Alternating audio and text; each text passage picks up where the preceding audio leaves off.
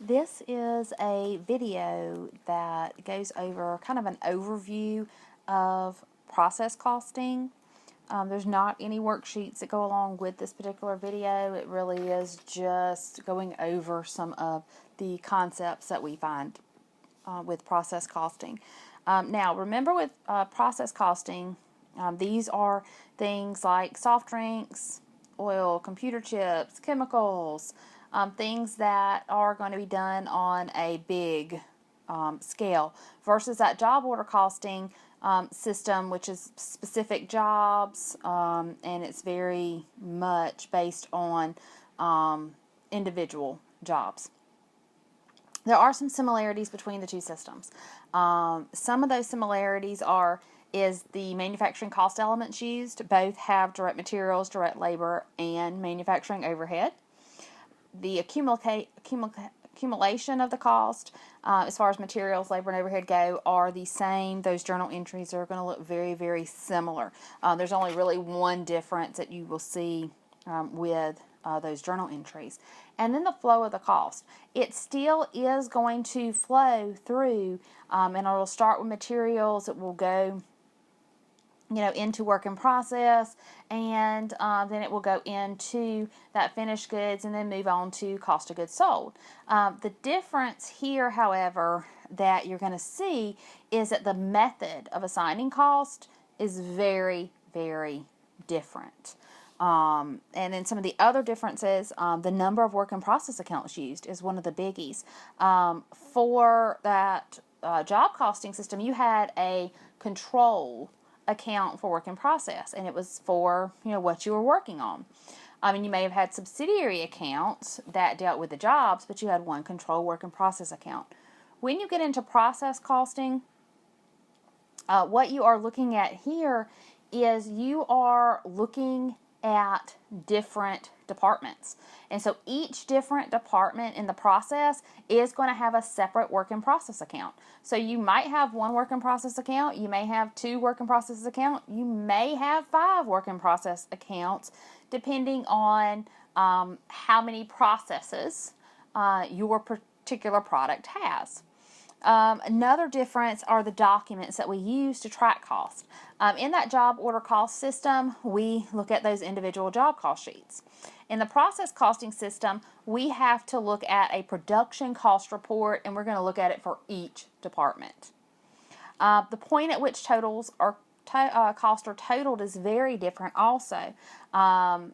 We looked at when a job was complete is really when we totaled everything up in the job order costing system. In a process cost system, the totals are going to be at the end of the month or the end of the quarter, so it's based on time. And then we have our unit cost computations. In that job order cost system, it's done at the end of the job. We just taken the total of that we have divided by the units produced. But in a process costing system, we have to take the unit cost is going to be based on those manufacturing costs. And it's going to be based on the period. It's not based on the finished product or what's done. And we have to look at a new concept out there that we're going to call equivalent units. And I'll discuss it a little bit in a couple of minutes with what we're looking at there. So some of the things that we have out there that are new we have a journal entry that's new because we do have these new accounts, and so for those box 2 items you may have several work in process accounts. Well, generally speaking, you have to transfer from one work in process account to another work in process account. And so with that, you will have a journal entry that we did not see in job costing because we do have to transfer those items. So, for example, let's say ABC transferred $30,000 from the cutting department to the sewing department. And so what you would have here is the sewing department would be increasing, and so that would be your debit account for this $30,000. And then the cutting department would be decreasing because you're transferring it out of that department.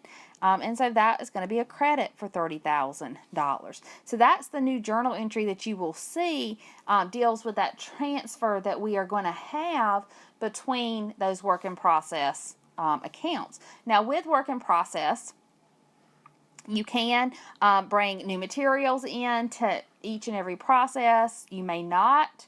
Direct labor can come in, manufacturing overhead can come in to all these processes, as well as you could just have items transferred in from one department to another. When we look at assigning cost in this system, we have two ways of looking at it. We can do our production report based on a weighted average method or based on a FIFO method. We are going to use this weighted average method in this class. This is an easier method to use. The FIFO method is a little bit harder, and if you take a more advanced process costing class, you will get into FIFO costing. But since this is just an introductory based class, we are going to use the weighted average method in coming up with our production report. Now, one of the concepts that you really have to understand with this is coming up with equivalent units. So equivalent units is a new word for you. And when I look at that equivalent unit, what we're looking at here is we are looking at a period of time. So we are making this process and we are going through, and let's just say this is the month of July. Well, at the end of the month, guess what? This process has not finished. It's still going.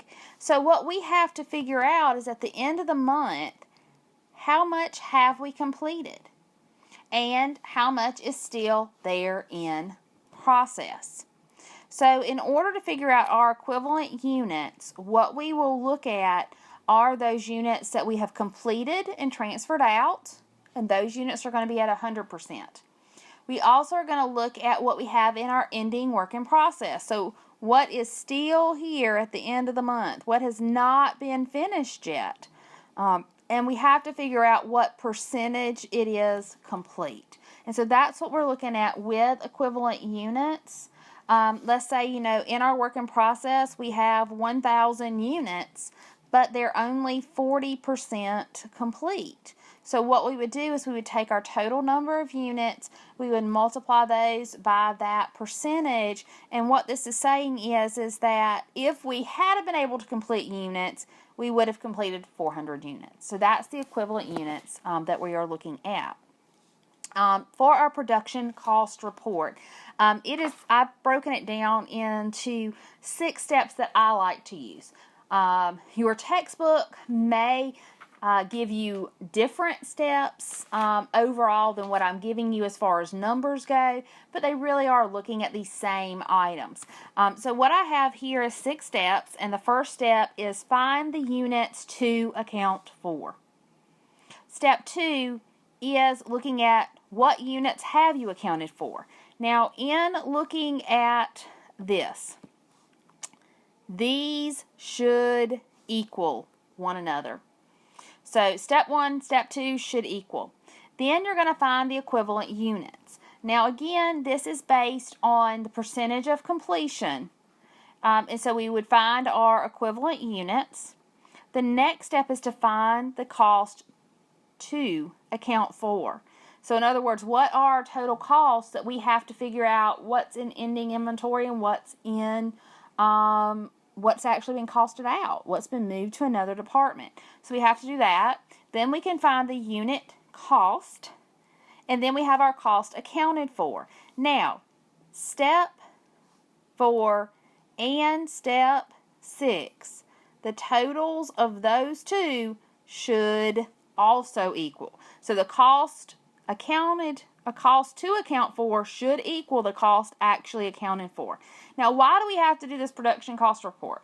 Well, it is to come up with a journal entry. So we need a number, and we need to know what number was transferred out of this department. And that is why we do this whole production cost report is for one journal entry. And that is to figure out what the journal entry is going to be for the amount transferred out to either the next department or transferred out to finished goods. Some other topics that are in here are just-in-time processing. Now, with just-in-time processing, this is what we call a pull approach in manufacturing. This really started in the 1980s, and we were trying to compete with some foreign automakers that were using this just-in-time system. And it is really, really big when you deal with Japanese companies and some of the other companies. They are really, really big in using just-in-time. And some of the American companies have switched over and have started using it as well. Now, what this is saying is it's this pull approach, which means that when we get an order from a customer, we then will go back and figure out what we need in production, and then we will order our supplies. So we do not order our supplies. We don't keep any supplies on hand. So in essence, we do not really have a materials inventory account. We also don't really have a finished goods inventory account because we are not making things until it is ordered. And so it's ordered and we actually go through. So here we're looking at the supplier. Over here we are looking at our customer, and then this is us. All right? So we do not order things from our supplier until we get a customer order. It's really what this is saying. Now, some of the elements that we have to have for a just-in-time processing system to work. We have to have dependable suppliers. We have to know that if we call our suppliers, we can have these supplies within the next day so that we can start working on this process. And some of our suppliers even need to be able to get it to us the same day. So we have to have a very good relationship with our suppliers, and they have to be very dependable. We also have to have a multi-skilled workforce. Machines are often grouped together in work cells, and much of the work is going to be automated.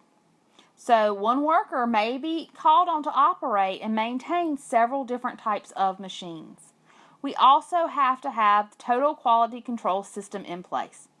Now, what we mean by total quality control is no defects. Because if we produce defects, we cannot get it to our customer. We have no time for error in this particular system. Now, there are some benefits that are out there for just-in-time processing. And some of those are it significantly reduces or eliminates our manufacturing inventories. In other words, we will not have carrying cost to store any of our inventory. It should enhance our product's quality because we can't have any errors. The reduction or elimination of rework is going to be out there, and our production cost savings from the improved flow of the goods through the process. Those are some of the benefits. Generally, when we deal with just-in-time, we will not have our raw materials and work-in-process inventory accounts. These accounts are replaced by a raw and in-process inventory because we're not keeping that inventory on hand. The other thing that this chapter talks about is ABC costing. Now, ABC is activity-based costing. It focuses on really looking at what activities are done across a process, and it focuses on different cost drivers than we've used up to this time with the traditional-based system. And it really came into effect about 20 to 25 years ago is when we really started seeing this ABC costing out there. And what it does is it has these individual cost drivers for individual activities. So some of your activities may be ordering raw materials, receiving, material handling, machine setups, machine fabrication, machines assembly, quality control inspections, factory supervision. These are things that you may see as activities. So you don't just have total overhead. You have to figure out how much overhead is assigned to each of these activities. Then you have to figure out what cost driver goes better with that activity. So for ordering raw materials, for example, we could use the number of purchase orders. We could use how many hours people are spending on ordering. In receiving raw materials, we can look at the number of shipments. In material handling, how many material requisitions are we looking at? In machine setups, how many setup hours or the number of setups? So we will find very specific things. It can be very costly to set up the system. But what we have to remember with this is all overhead costs related to the activity must be driven by the cost driver, and all overhead costs related to the activity should respond proportionately to changes in the activity level of the cost driver. So you really are looking at these activities. It is a better way of costing items because you get a more accurate cost for it. But in doing this, there are some things that we need to look at, and one of them is how do we come up with this ABC rate? Well, we come up with it very, very similar to the way we came up with our predetermined overhead rate. But instead of looking at total overhead, we're only looking at the overhead cost for an activity. So we'll look at our estimated activity cost. Then we would divide it by that estimated driver amount. So it's pretty much the same equation. And then you're going to use it the same way. You'll look and see how much is being used by a job, and then multiply that out by that ABC rate. Now, in doing this, there are 4 steps. We have to identify and classify our activities that are involved in the manufacturing of specific products. We have to assign overhead costs to the cost pools. We have to identify the cost driver that we're going to use. We have to compute that ABC overhead rate. And then we have to allocate overhead cost to those products. And so those are some of the things that we will be looking at with this information also, is being able to come up with these. Now, what are some benefits of ABC costing? As I said before, the primary benefit is it is more accurate. ABC does lead to more cost pools.